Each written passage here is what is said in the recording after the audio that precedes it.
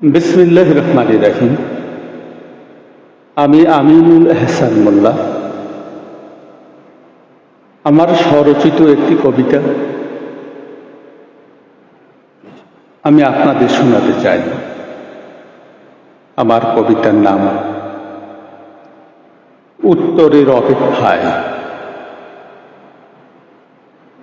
তপ্ত বালুচরে একা দাঁড়িয়ে আমি,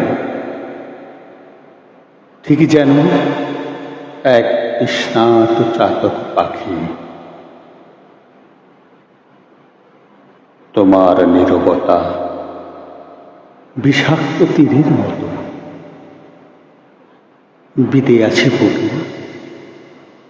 বলবো কাকে সে কথা ও সখী, বলবো কাকে সে কথা ও সখী। তুমি তো ছিলে শ্রাবণের অবাধ্য মেঘ, জড়বে জানি, তবুও এক ফোঁটা জল দিলে না, তবুও এক ফোঁটা জল দিলে না। শুকনো নদীর তলদেশে আজ খা খাবো, আমার হাহাকার তো তুমি কখনোই নিলে না, কখনোই নিলে না, কখনোই বুঝলে না। তোমার ওই মৌনতা যেন এক গভীর অরণ্য, যেখানে পথ হারিয়েছে আমার প্রতিটি ডান।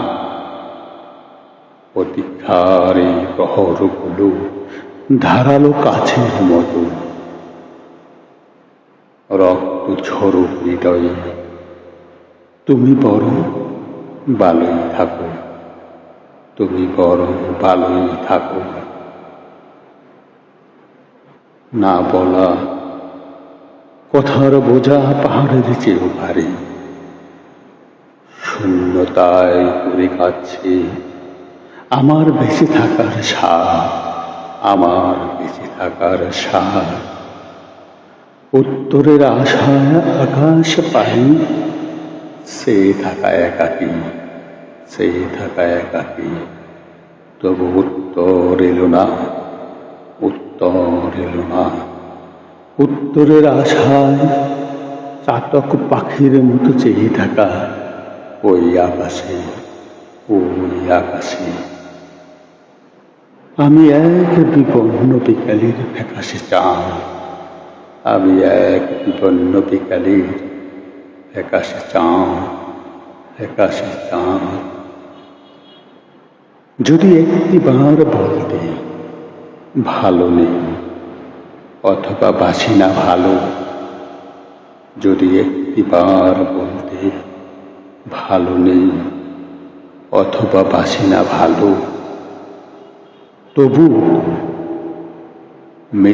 মৃত্যু এই অসহ্য অনিশ্চয়তার খেলা, তবুও তো মৃত্যু এই অসহ্য অনিশ্চয়তার খেলা।